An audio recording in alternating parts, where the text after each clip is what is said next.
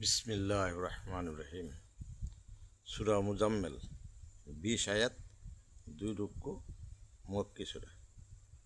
হে বস্ত্রাবৃত, রাত্রি জাগরণ করো কিছু অংশ ব্যতীত, অর্ধরাত্রি কিংবা তদপেক্ষা অল্প অথবা তদপেক্ষা বেশি, আর কোরআন আবৃত্তি করো ধীরে ধীরে ও সুস্পষ্টভাবে।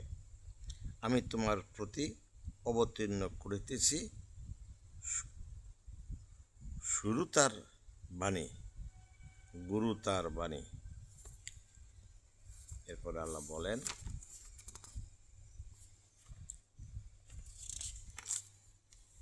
অবশ্যই দলনে রাত্রিকালের উত্থান প্রবলতার এবং বাক স্ফুরণের সঠিক দিবাভাগে তোমার জন্য রহিয়াছে দীর্ঘ কর্মব্যস্ততা।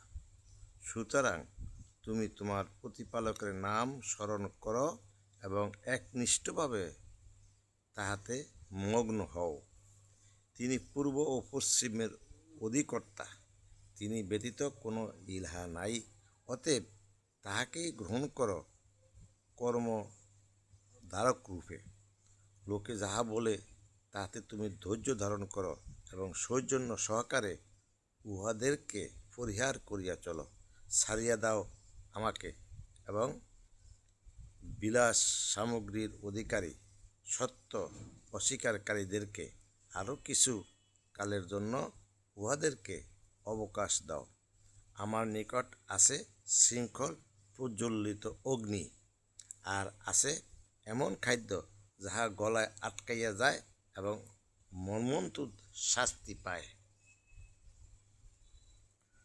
সেই দিবসে পৃথিবীর ও পর্বতমালা প্রকম্পিত হইবে এবং পর্বতসমূহ বহমান বালুকা রাশিতে পরিণত হইবে।